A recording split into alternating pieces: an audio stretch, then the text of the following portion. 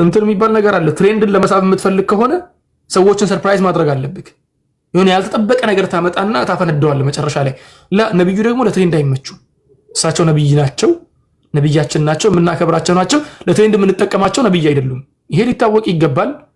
በዚህ ጉዳይ ላይ የሚሰሩ ወንድም እህቶች መስተካከል ያለበት ነገር አለ። ይሄን ነገር ያስተካክሉ። በዚሁ አጋጣሚ ደግሞ የነብዩን ፍቅር መግለጽ በሚል ክላሲካል ሐላል እየሆነ ነው። ብዙ ነገሮች ሐላል እየሆኑ ነው።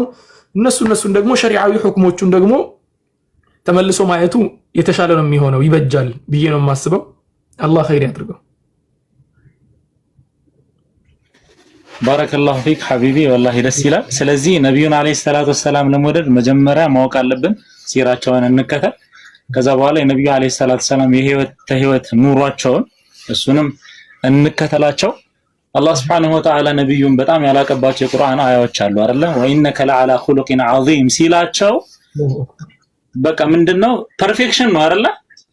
ፐርፌክሽን ነው እኮ።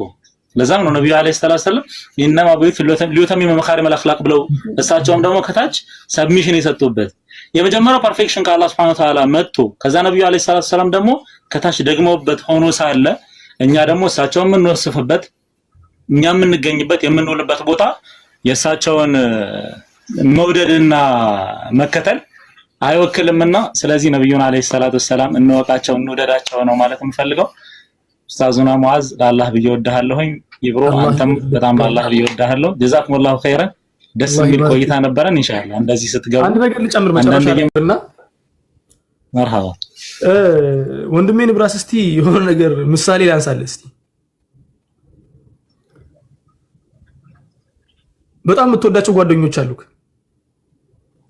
እነኚህ የምትወዳቸውን ጓደኞች ግን ስታወራቸው ማለት ነው እንዴት ነሽ ጀለስ ሰላም ነሽ ምናምን ብለህ ታወራቸዋለህ። አባትህን ሰው በተሰበሰበበት እንዴት ነሽ ጀለስ ብትላቸው እንዴት ነው አባትህን? ያ አላህ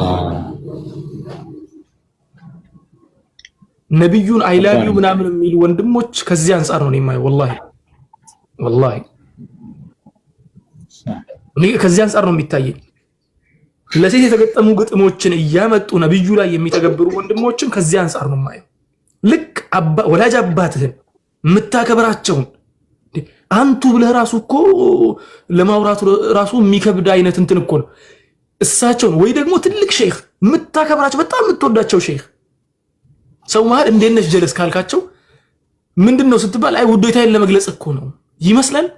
ስታስበው አይመስልም። ማቻ ያደርግም። በቃ የሆኑ ቃላቶች ለሆኑ ሰዎች የተወሰኑ ናቸው።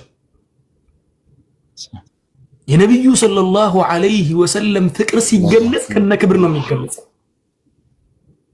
ከነ ሙሉ ፕሮቶኮሉ ማለት ነው። አላህ Subhanahu Wa Ta'ala አንተ ዛሬ እንደገለጽከው ይነግረን ይችል ነበር እኮ ወላኪን አላህ ሲገልጻቸው ወኢነከ ለዓላ ኹሉቂን ዐዚም ያ አዩሃ ነቢይ አንቱ ነብይ ሆይ አንተ ነብይ ሆይ በክብር ስም ነው የሚጠራቸው። እንደዚያ በክብር ስም አላህ Subhanahu Wa Ta'ala እንዳልጠራቸው የኔ ፍቅር እያልክ የምታነሳኩን እንዴት ጀለሴ እንዴት ነሽ እንደማለት ነው። ቅድም ያነሳው ምሳሌው እንዳጋጣሚ ሁል ብሎኝ ነው። አባትህን የምታከብረውን የምትወደውን የምትሳሳለትን ሰው ፊት አንቱ ብለህ የማጠግባቸውን አባትህን ሰው ፊት እንዴት ነሽ ጀለስ እንደማለት ነው። ነብዩን የኔ ፍቅር የኔ ምን እያሉ ሚዲያ ላይ ማውራት ትልቅ ስህተት ነው ብዬ ነው የማስበው። እነኚህ ወንድሞች እስካሁን ድረስ ባለማወቅ ሄደውበት ሊሆን ይችላል። እንዴ ምን ችግር አለ ፍቅሬን ለመግለጽ? የሚገለጽ አላዋቂ ሳሚ መሆን ጥሩ አይደለም። የምትወዳቸው ከሆነ በንፍጥ መለቅለቁ መልካም አይደለምና ተወው። ያንን የእሳቸውን ታሪክ ተማር። አሁን ለምሳሌ ነሺዳ ሲወጣ እኔ ይሄን ነገር መናገር የጀመርኩት ዛሬ አይደለም። ብዙ ወንድሞች ያውቃሉ። ከዛሬ 2 ዓመት 3 ዓመት በፊት ስናገር ነበር። ወንድሞች ነሺዳ ስታወጡ ነብዩ አይናቸው ተኩሏል እያላችሁ አደጋግሙ። ስለ አይናቸው ኩል አይደለም ለመናገር የመጡት ሰለላሁ ዐለይሂ ወሰለም። እሳቸው ዲን ይዘው ነው የመጡት። እሳቸው እኮ እንዴ ስለ ሜካፕ አይደለም እኮ ያስተማሩት፣ ስለ አይን ኩል ሁሌ አይናቸው ተኩሎ ተው፣ ያንን ችግር የለው አንድ ያንስታላር በቃ ይበቃል። ከዚያ በኋላ ግን እሳቸው ሊያስተምሩት የመጡት ትልቅ አንኳር እንትን አለ። ሁሌ እንትን ይወድሃል የሚባል ሲስተም አለ አይደል? እከሌ ይወድሃል። ምንም ከዚያ ውጭ ያለው ነገር አይነገርም። ምንም ዲቴል ውስጥ አትገባም፣ ግን ይወድሃል። ያ አይነት አካሄድ ነው የመጣው። ያ ደግሞ ትልቅ ስህተት ነው። ታሪክ ልናገር ቢል እንኳ የሚናገር ነገር በደንብ አድርጎ ማምጣት ያልቻለ ሰው በእንዲህ አይነት ነገሮች በድፍን መጨረስ ይችላል። አንተ ግን ብዙ የምታወራው ታሪክ አለክ። ስለ ነብዩ ልናገር ብትል 100 ሺህ የሚነገሩ ነገሮች አሉ። ልክ ታሪክ የሌላቸው ይመስል አይናቸው ተኩሎ 10 ጊዜ። ትክክል አይደለም። የትልቅ ስህተት ነው። ስለሳቸው መናገር ትፈልጋለህ? ናም የሰሩትን ዒባዳ ተናገር፣ ስነ ምግባራቸውን ተናገር። ምክንያቱም እኛ የምንፈልገው ፍጥረታቸው እኮ የሳቸው ተኩሎ መወለድ ፍጥረታቸው የሳቸው ጊፍት አላህ የሰጣቸው ነው። አንድ የተናገር ካለ ማሻአላህ እሳቸውን ገለጽካቸው። ከዚያ በኋላ ግን እኔ ከሳቸው የምማረው ስለ አይኑ ጉዳይ ስለ ምንም ጉዳይ አይደለም። ላ ስለ ተግባራቸው ነው ከሳቸው የምማረው።